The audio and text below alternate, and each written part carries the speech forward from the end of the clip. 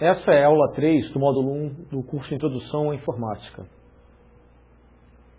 Nessa aula nós vamos conversar sobre alguns periféricos do nosso computador. Falar sobre o vídeo, teclado, disco, que pode ser o disquete ou o HD, e o mouse. Os periféricos, eles realizam o processo de entrada, ou seja, capturam a informação analógica e convertem para uma informação digital para a CPU. E os periféricos de saída, eles pegam a informação digital que a CPU tem para fornecer para o usuário e convertem essa informação para um meio analógico e mostra para o usuário essa informação. Um exemplo típico de um periférico é uma interface de vídeo. A interface de vídeo, ela vai pegar informações binárias, informações digitais, e vai converter em sinais elétricos que vão ser enviados para o monitor.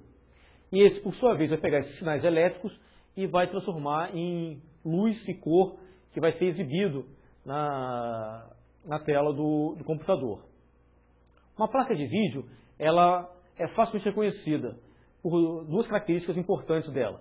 O conector que ela possui para interligação da placa ao monitor e o conector que você vai usar para conectar esta placa na placa-mãe. O conector de vídeo, ele tem normalmente 9 e atualmente a maior parte das placas de vídeo tem conectores de 15 pinos.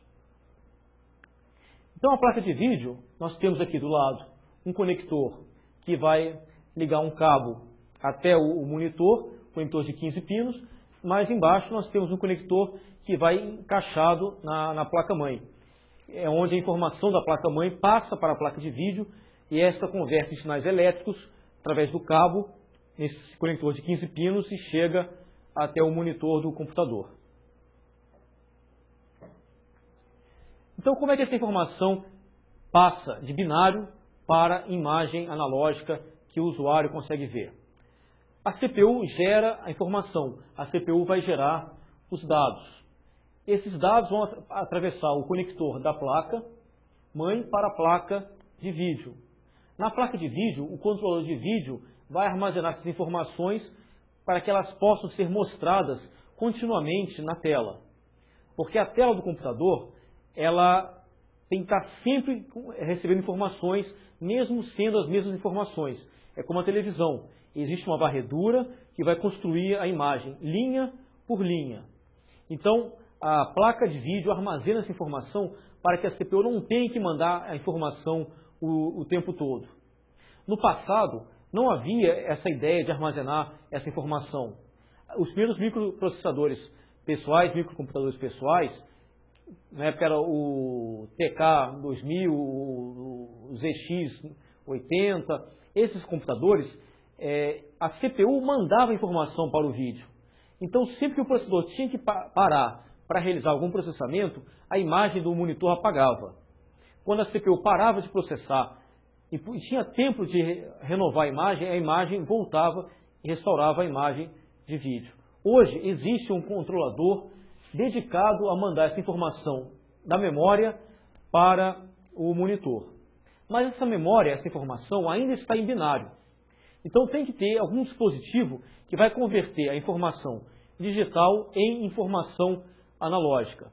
É o RAM DAC. É o RAM Digital Analógico Converter. Então, um conversor analógico digital de memória RAM para memória de vídeo. Então, aqui nós temos, na saída do RAM DAC, o cabo que vai ligar ao monitor. Então, nesse cabo nós já temos informações analógicas passando de um lado para o outro. E o monitor recebe essas informações e vai mostrar as informações na tela, como uma televisão faz. A placa de vídeo tem algumas características especiais que devem ser olhadas na hora de você selecionar uma placa para determinado computador. Primeiro, um padrão. O padrão poderia ser EGA, CGA, VGA, SVGA. Poderia porque hoje em dia você não encontra mais disponível essa variedade tão grande de padrões de vídeo. Porque a interface de vídeo caiu tanto de preço que esses padrões inferiores, como o EGA, o CGA, eles perderam o sentido. Não há mais necessidade se você comprar uma placa mais barata, uma CGA, para baratear o custo do computador. Você encontra uma placa hoje Super VGA num preço acessível, num preço semelhante ao que você encontrava uma placa CGA. Então morreu a ideia de você comprar uma placa CGA para o seu computador. Outra coisa importante, outro fator importante que você tem que olhar quando for comprar uma placa de vídeo é o número de cores que a placa consegue fornecer para uma determinada resolução. E também o tipo de informação que ela vai enviar para o monitor, se vai ser uma informação entrelaçada ou não. O entrelaçamento vai acabar gerando o que chama de flicker, que é a imagem cintilar um pouco no monitor. Se você tira o entrelaçamento, você consegue eliminar esse flicker, essa imagem desagradável. Não que a imagem vai piscar, que você vai ver realmente ela piscar, mas você vai ver que ela está vibrando. Isso também pode ser contornado através da taxa de atualização. Quanto maior for a taxa de atualização da tela, mais estável, mais fixa você vai ter a sua imagem. E também outras características que também estão se tornando importantes agora, que é tamanho de memória. Esse tamanho de memória, atualmente a memória da placa de vídeo é tão grande que o tamanho da memória é mais importante quando você estiver trabalhando com jogos ou com animações gráficas do que quando você estiver processando texto. Porque para processar texto, você precisa de pouquíssima memória. Agora, se você trabalha com joguinho, seria interessante que você tivesse muita memória para que, ao mesmo tempo que você está mostrando uma tela de jogo para o usuário, o processador já prepara uma segunda tela e apenas troque a informação e apareça rapidamente uma segunda tela de informação, dando uma ideia de uma animação muito, muito rápida naquele jogo. E para isso, as placas de vídeo hoje em dia contam também com capacidade de processamento.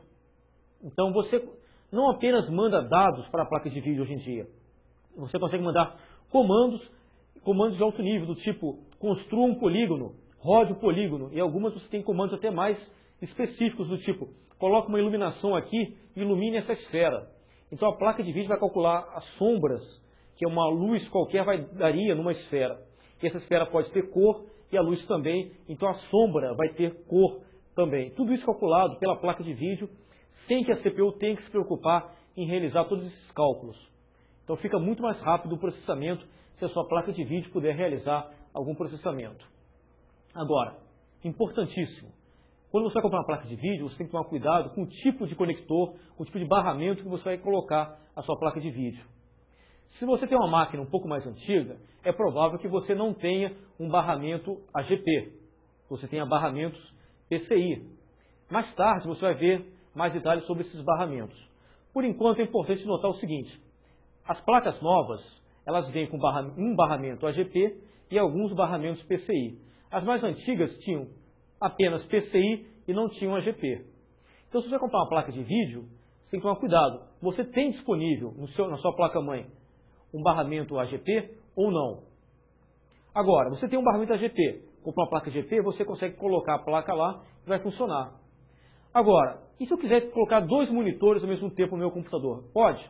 Pode. Nada impede que eu coloque dois ou mais monitores no meu computador. Eu tenho um monitor trabalhando com o Word, no outro a planilha, e tudo vai funcionar perfeitamente. Eu passo o mouse de um monitor para o outro, apenas movendo mais o mouse. Eu posso ter dois ou mais monitores no meu computador. Agora, se eu já comprei uma placa AGP e coloquei no meu computador, eu não posso comprar uma segunda placa de vídeo AGP também e colocar no computador. Eu teria que me preocupar agora com esse tipo de detalhe. Eu sei que eu tenho uma interface AGP na minha placa-mãe, mas ela está ocupada. Então eu tenho que fazer o quê? Comprar uma segunda placa PCI. Então ver como é que esses itens se correlacionam para a gente construir uma placa de vídeo. Primeiro, o padrão CGA é um padrão muito antigo, baixa resolução gráfica, poucas cores, poucas letras na tela, já saiu de moda há muito tempo. O padrão EGA substituiu o padrão CGA, mas foi um padrão que teve uma vida muito, muito curta, porque o EGA não chegou a ser uma placa barata, embora fosse uma placa com mais cores do que o CGA, com mais capacidade de armazenamento, com mais letras, mas é uma placa que teve uma vida muito curta e foi rapidamente substituída pela interface VGA. A interface VGA é uma interface que sobrevive até hoje. É claro que houve uma evolução, ela foi aprimorada, mas ela é a interface básica de todos os computadores. Por exemplo, quando o seu Windows trava e você vai lá e dá reset, o que acontece? Ele às vezes entra no modo de segurança. Nesse modo de segurança você tem poucas cores, baixa resolução. E você não consegue aumentar o número de cores nem trocar a resolução desse modo. Esse modo é o modo VGA, que é o modo padrão para todas as placas de vídeo. Todas as placas de vídeo hoje em dia suportam o modo VGA. E mais do que esse modo VGA, os fabricantes hoje em dia colocaram um padrão SVGA. Só que esse padrão SVGA é um padrão para o fabricante. Para um outro fabricante, esse padrão não funciona mais. É outra forma de representar essa informação, outra forma do programa interagir com essa placa.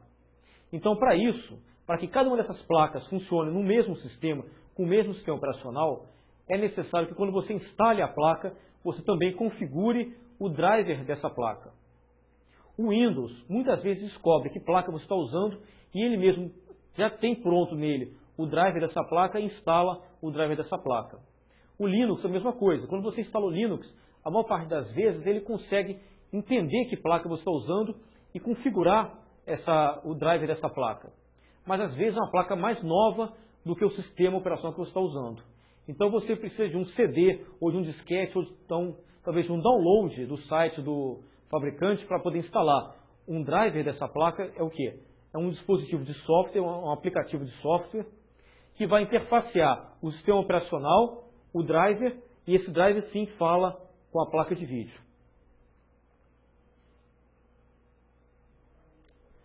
Uma imagem na tela, depois que a placa de vídeo gera uma imagem, essa imagem é formada por pontos, formando uma linha de pontos, e uma tela é um conjunto de linhas.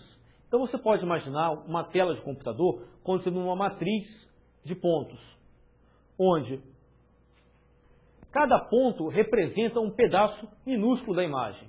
Então vamos olhar aqui, essa imagem representa uma torre de um castelo. Eu vou pegar uma lente de aumento e vou ampliar aquele pedaço da imagem ali. Então eu ampliei o pedaço da imagem, estou vendo somente aquele pedaço da imagem ampliado. Novamente vou pegar aquele pedaço e vou ampliar de novo.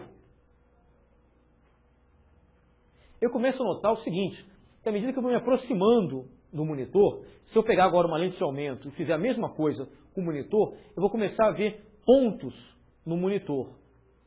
E esses pontos, cada vez que eu aproximo mais, ele distorce mais a minha imagem, mas eu consigo ver mais detalhes sobre o ponto.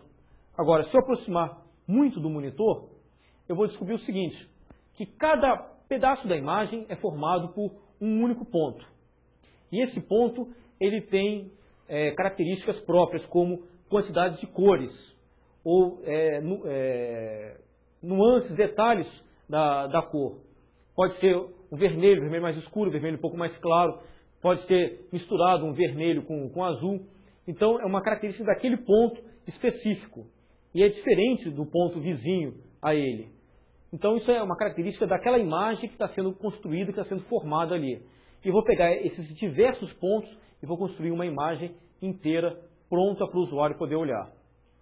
Então, as duas características importantes numa imagem são quantidade de cores em um ponto, quantidade de cores possíveis em um determinado ponto. Não que um ponto possa assumir várias cores ao mesmo tempo, mas quantas cores diferentes um ponto poderia ter. Ele vai ter uma daquelas cores, mas quantas cores diferentes ele vai poder ter. E também a resolução, que é a quantidade de pontos horizontais, a quantidade de pontos verticais que eu tenho na tela, formando a minha matriz de pontos. Agora, se eu chegar mais perto ainda desses pontos que compõem a minha matriz de pontos, eu vou observar o seguinte, que o ponto mesmo é composto por 3 pedaços, 3 cores diferentes, que é o vermelho, o verde e o azul. E a combinação dessas 3 cores é que realmente vai me dar a tonalidade exata que aquele ponto está mostrando. Mas isso aí eu só consigo ver realmente se eu chegar muito, muito próximo ou se eu usar uma lente de aumento. Aí sim eu vou conseguir distinguir que um ponto na tela do computador é formado por 3 minúsculos pontos. E para que eu tenha um ponto aceso ou apagado, ou uma cor na minha tela, eu preciso de algumas informações que devem ser passadas do controlador para o monitor. Então, imaginando o seguinte, que eu tenha um ponto associado a um bit na memória do meu computador. Eu teria o que na minha tela? Se o bit estiver apagado, o ponto vai estar apagado. Se o bit estiver aceso, o ponto vai estar aceso. E qual a cor que vai aparecer o ponto? Não tem como definir. Não posso separar de vermelho, de verde ou azul. Eu só posso dizer se ele está aceso ou apagado. Agora, se em vez de ter apenas um único bit, eu colocar 2 bits para cada ponto no meu computador, na minha tela. Então eu já posso ter agora um ponto, podendo ter até 4 cores diferentes. Eu posso falar esse ponto agora está com a cor 0, a cor 1, a cor 2 ou a cor 3. Agora, quem é a cor 0? Quem é a cor 1? Normalmente associa-se a cor 0 ao ponto apagado. A cor 1, 2 e 3 seria uma das cores vermelho, ou verde, ou azul. E quem vai converter isso é uma tabela de conversão de cores, que poderia ser programada, ou programável, ou então fixa. Ela vem com o fabricante da placa e só tem aquela tabela. 4 cores é muito pouco. É difícil representar uma imagem, uma fotografia, com apenas 4 cores, 2 bits. Então vamos colocar mais bits ainda. 4 bits. Com 4 bits eu consigo 16 cores em cada ponto. Já é um avanço muito grande, aumentou em muito a quantidade de cores que eu consigo ter em cada um dos pontos. Mas se eu tentar pegar uma imagem, uma figura e colocar na tela, eu vou perceber que não está muito real e algumas cores ali não estão aparecendo direito, alguns detalhes sumiram, porque eu não consegui ainda representar todas as cores visíveis pelo ser humano. Vamos aumentar então o número de bits, colocar 8 bits em cada ponto. Então se um ponto tiver 8 bits, significa que aquele ponto pode ter 256 cores diferentes a cada instante, uma a cada instante. Então agora eu tenho uma gama muito grande, um leque muito grande de cores para escolher para cada ponto. Se eu colocar uma imagem ali, eu já consigo ver uma imagem muito próxima de uma imagem real. Mas eu vejo que algumas cores ainda estão meio esquisitas, principalmente se eu tiver um azul do céu. O azul do céu ele começa azul escuro em um certo ponto e vai clareando, então tem várias nuances de azul. E eu consigo ver o seguinte, que eu vou acabar tendo faixas separando essas nuances de azul. Eu não vou ter uma coisa contínua. Agora, se eu coloco mais bits ainda, por exemplo, 16 bits, 24 bits ou 32 bits, eu consigo representar muitas cores em cada ponto. Então eu consigo ter uma faixa muito grande de variação entre cores ali. Então agora eu consigo representar as diversas nuances que o céu vai ter, ou então que um objeto qualquer iluminado com uma sombra tenha também. Então eu consigo ter uma ideia melhor de profundidade, de contorno, colocando mais bits de cor. Depois de 16 bits, não há muita diferença para o ser humano, porque o olho humano não consegue distinguir mais cores do que 64K cores. É difícil para o ser humano.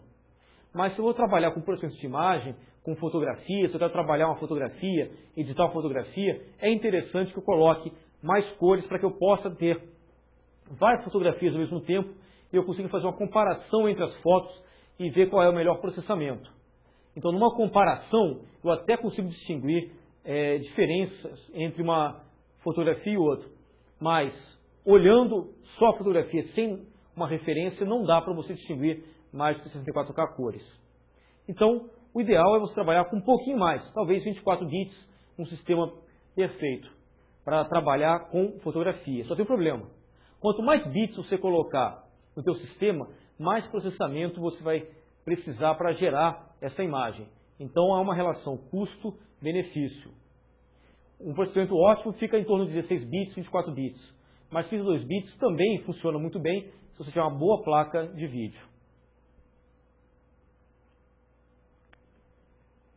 E quanto que eu preciso de memória na minha placa de vídeo para armazenar a informação que está na tela? Note que essa memória não é memória principal. Essa memória não é memória onde vai ser armazenado o programa, essa memória não vai ter armazenado dados, não vai ter nada disso. Vai ter imagem que vai para o vídeo. Okay? Somente imagem de vídeo. Então, nessa memória, eu vou ter imagens e quanto que eu preciso de memória. Digamos que eu queira trabalhar com uma resolução de 640 por 480. Com 1 megabyte apenas de memória, eu consigo ter até 16 megacores simultaneamente na minha tela com essa resolução. Agora, se eu aumentar um pouco a resolução, passar para 800 por 600, que é a resolução que a maior parte das pessoas hoje usa, eu não consigo ter, por exemplo, 16 megacores ao mesmo tempo. Eu vou parar em 64K cores. Eu preciso de mais memória na minha placa de vídeo. Então, com 2 mega, eu chego a 16 megacores com 800 por 600 pontos. Mas se eu quiser aumentar um pouco mais a resolução, 2 mega vai ser insuficiente. Eu talvez tenha que partir para 3 ou 4 mega. Com 4 megas de memória, eu tenho uma resolução 1024 por 768, que é uma resolução bem alta. É uma resolução que, se você estiver usando um monitor de 14 ou 15 polegadas, você encontrar a letra muito pequena, é uma resolução recomendada pelos fabricantes de monitores para monitores de 17 polegadas. Então, é uma resolução relativamente alta e você consegue até 4 gigacores com 4 megabytes de memória. Então, para que eu quero uma placa com 32 megas de memória, com 16 megas de memória, tanta memória assim? É para que eu possa criar páginas de vídeo e fazer a troca rápida de imagens sem precisar redescrever e redesenhar toda a informação. Porque se eu tenho que trocar toda a informação desta placa de vídeo, eu tenho que preencher 4 megabytes de memória. Então, isso pode ser lento num determinado instante. Agora, eu poderia preencher uma página, mostrar para o usuário. Enquanto o usuário está vendo essa tela de vídeo, eu tenho mais 12 megabytes de memória numa placa de vídeo com 16 mega, onde eu posso guardar mais informações que o usuário não está vendo. O usuário não está vendo aquela informação. Então eu tenho uma segunda página de vídeo, uma terceira, uma quarta página de vídeo. E eu apenas, com um único comando, uma única escrita, uma única informação para a placa de vídeo, eu troco da minha página 0 para a página 1. Então o usuário pensa que aquela coisa aconteceu instantaneamente. Aquilo, na verdade, já aconteceu há muito tempo atrás. Não foi naquele momento. Naquele momento eu apenas troquei a visão que o usuário tinha daquela imagem. Então a ideia que o usuário tem é de uma coisa que aconteceu muito, muito rápida. Isso aí é muito bom para um joguinho, para uma animação gráfica, uma coisa que precisa de velocidade de processamento. Para o editor de texto, isso não é necessário, porque o editor de texto não atualiza a tela toda de uma vez só, com tanta velocidade assim. Ele apenas redesenha as letras. Então, não é necessário uma informação, uma memória de vídeo tão grande assim, para quem vai trabalhar com planilhas, com editores de textos e correlatos. Uma comparação entre algumas resoluções, uma tela com 800 por 600 pontos, ou seja, com 480 mil pontos, seria alguma coisa desse tamanho, representada aqui em azul. Se eu vou trabalhar com uma tela 1024 por 768, eu vou ter uma área visível bem maior. Agora, se eu não aumentar o tamanho do meu monitor, o que vai acontecer é o seguinte, a imagem que eu estou vendo apenas vai diminuir de tamanho, com o aumento da resolução. Então os detalhes vão ficar menores. Se eu aumentar a resolução mais ainda para 1280 por 1024, eu devo aumentar mais ainda o meu monitor. Trabalhar agora com monitores de 21 polegadas, por exemplo. Senão, a imagem que eu vou ter vai ser tão pequena que talvez eu tenha dificuldade para ler a informação.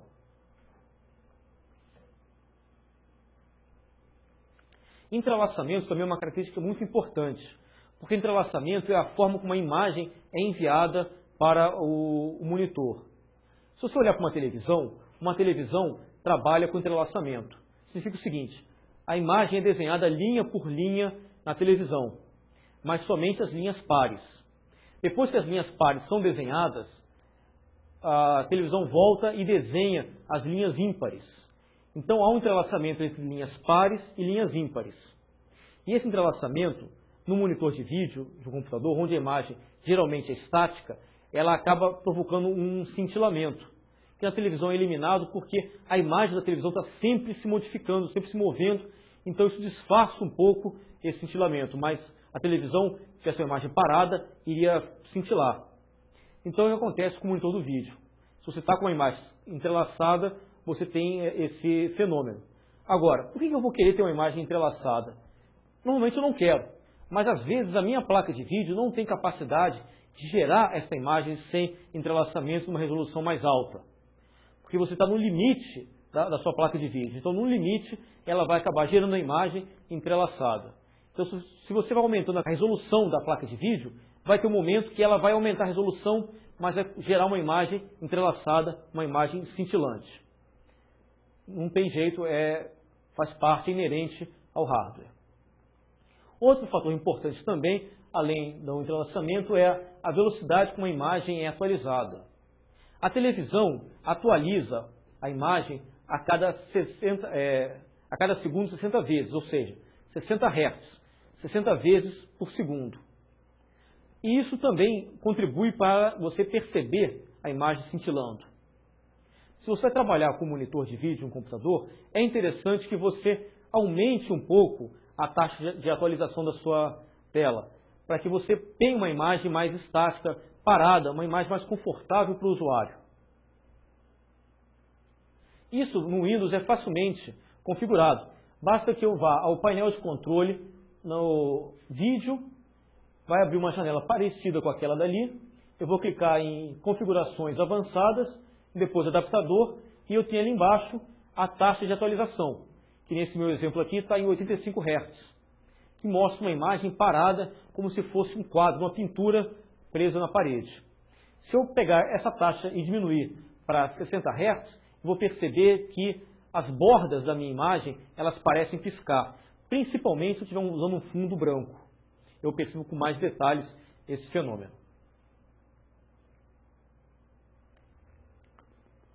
A placa de vídeo também deve ter hoje capacidade de processamento, ou seja, ela deve ter capacidade de desenhar figuras não apenas baseadas em bits, mas baseadas em comandos, do tipo, a CPU prepara um comando e envia um comando de alto nível para a placa, e essa placa vai e desenha o comando.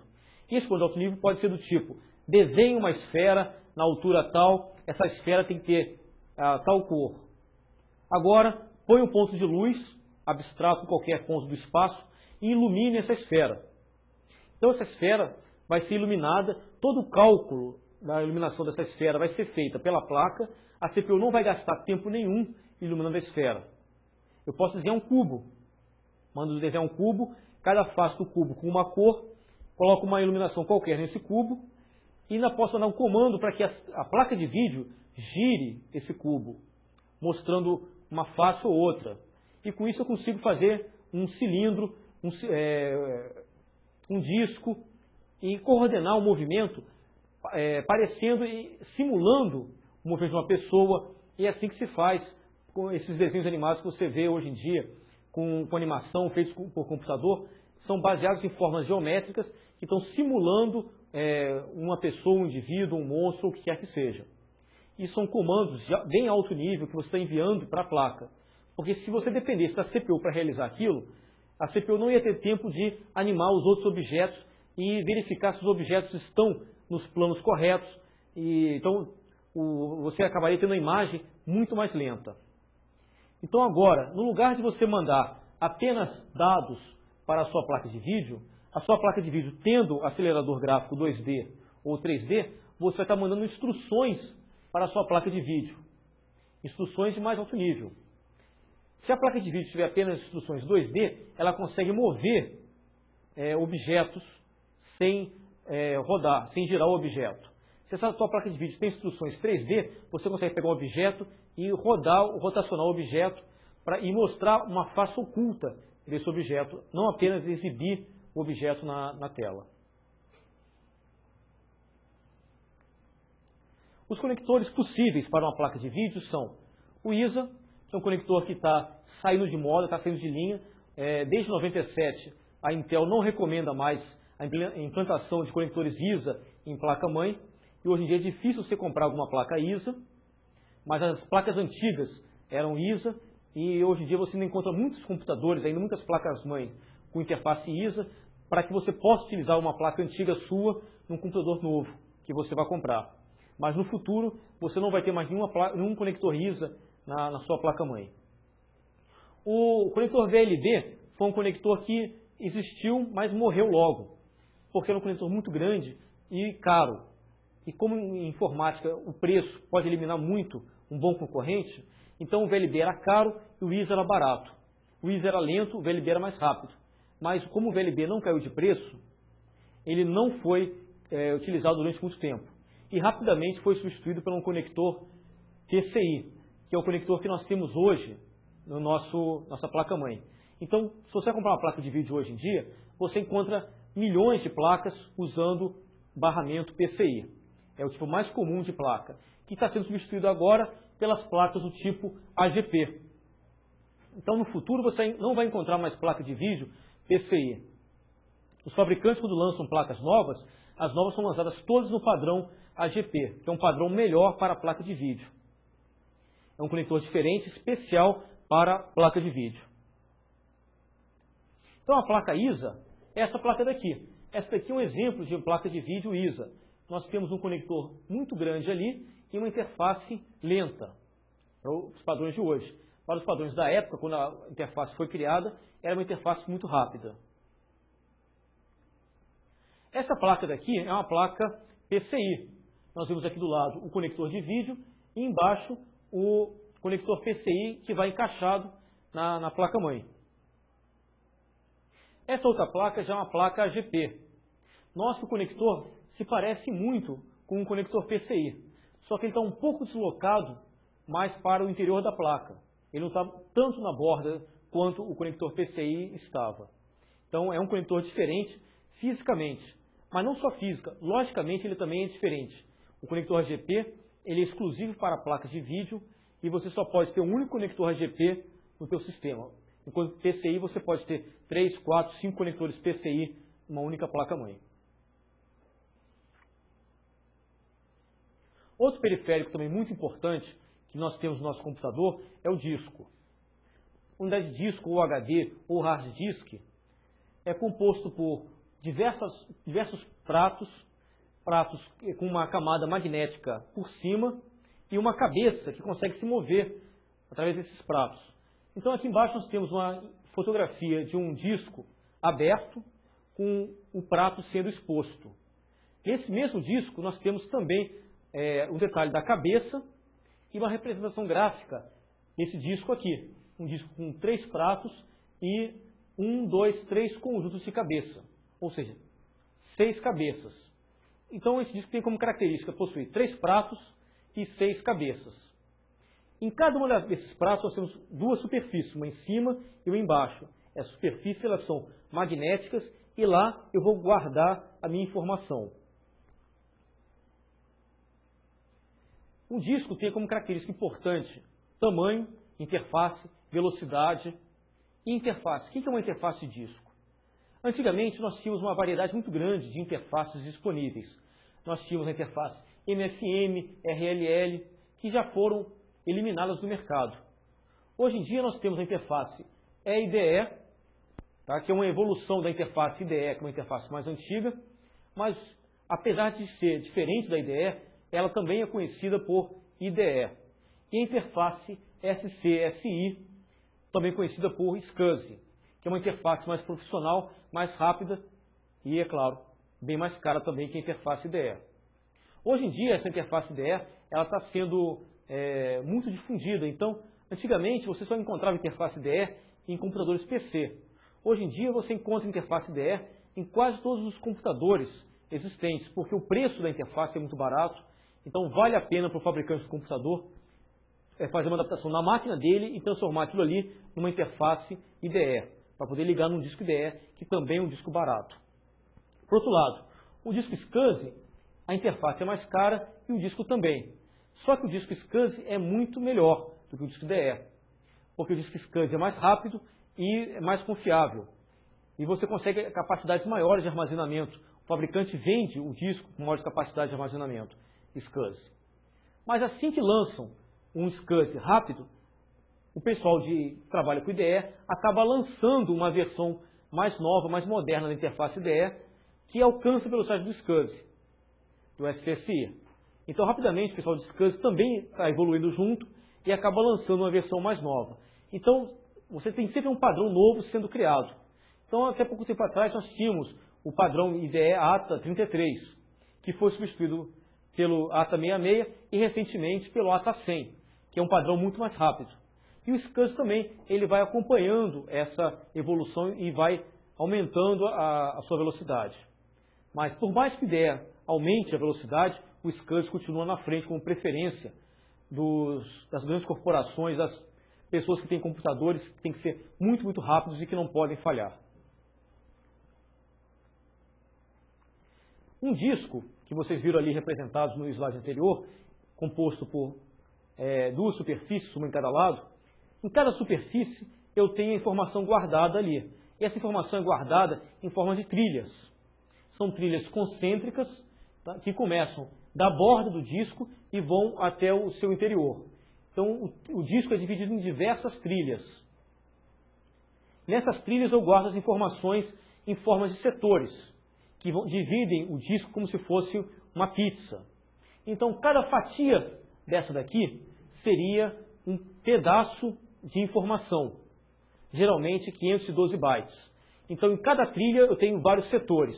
Em cada setor eu tenho 512 bytes. Se eu quero calcular a capacidade do meu disco, eu tenho que saber quantas trilhas ele tem, multiplicar por quantos setores, multiplicar pelo tamanho do setor, geralmente é 512 bytes, multiplicar pelo número de cabeças que eu tenho, que é igual ao número de superfícies também. Então eu vou ter a capacidade final de armazenamento do meu disco.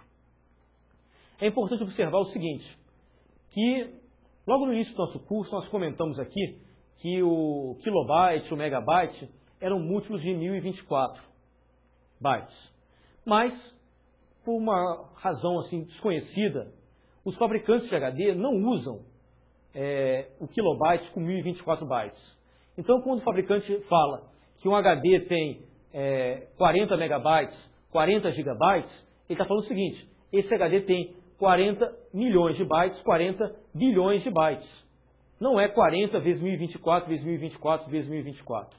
Não. Isso acaba distorcendo um pouco o tamanho do HD. Então, quando você compra um HD, na verdade ele é um pouquinho menor do que você pensa, do que você está comprando. Talvez seja uma estratégia de marketing para fabricar HDs maiores, sem colocar tanta tecnologia assim, afinal de contas. Outro periférico também importante, mas que não tem muito o que falar, é o teclado. O teclado começou possuindo apenas 86 teclas, depois evoluiu para mais algumas teclas, botaram mais 101 teclas, outros têm 102 teclas, e atualmente nós temos um teclado com caracteres da língua portuguesa, né? Que é o teclado da ABNT, que possui o C cedilha, o A com tio, toda a acentuação pronta para você. Então é uma evolução do teclado, mas basicamente ele continua o mesmo processo. Algumas teclas que você pressiona e em cima tem a letrinha e se comunica com o PC através de um fio. Agora, o teclado tem dois conectores diferentes. O teclado tem um conector AT, ou XT, que é um teclado bem antigo, que é o teclado que era usado desde a época do XT, e alguns deles ainda tinham uma chavinha de comutação para poder trocar entre padrão AT e padrão XT. E hoje em dia, os teclados novos eles já vêm com um conector menorzinho, um conector PS2, que você pode comprar um adaptador e ligar na sua placa-mãe antiga, ou vice-versa, você comprar uma placa-mãe nova e comprar um adaptador de AT para PS2 e conectar o teclado. E mais atualmente ainda, né, os últimos teclados têm saído agora com uma interface USB. Essa interface toda a gente vai ver mais tarde com detalhes. Agora, basta saber que é necessário também que você observe o tipo de conexão do teclado lá na sua placa-mãe para que você compre o teclado certo. O mouse é outro dispositivo de periférico também que nós usamos muito. O mouse a gente usa para movimentar o cursorzinho do mouse, aquele ponteirinho do mouse que fica na tela, e facilitar a interface gráfica, você selecionar o íconezinho, colocar o cursor do texto no lugar certo, selecionar a opção no menu. A gente usa o mouse. O mouse pode ser desse tipo aqui ou daquele. Esse primeiro tipo de mouse aqui, nós temos uma bolinha embaixo dele e atualmente alguns mouses não possuem mais essa bolinha. Eles têm apenas um sensor de deslocamento, que se for a bolinha ela vai girar embaixo do do mouse de acordo com o movimento que você estiver fazendo. E dentro do mouse tem um sensor de deslocamento.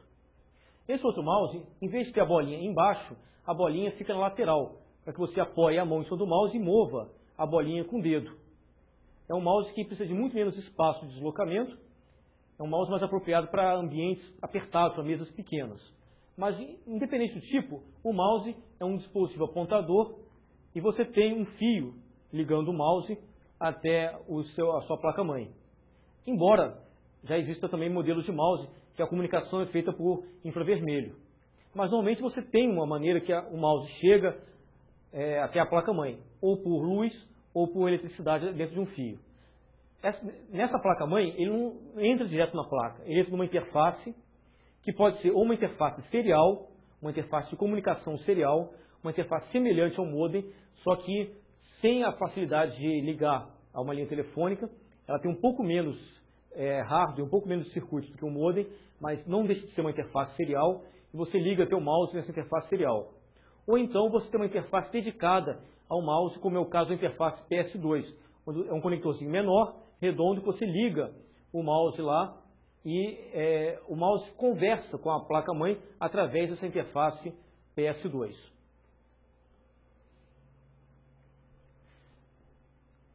Aqui nós terminamos esse primeiro módulo. Então nós vimos na aula de hoje periféricos e interfaces. Então, antes de começarmos o segundo módulo, seria interessante que os alunos fizessem os exercícios agora referentes a esse módulo.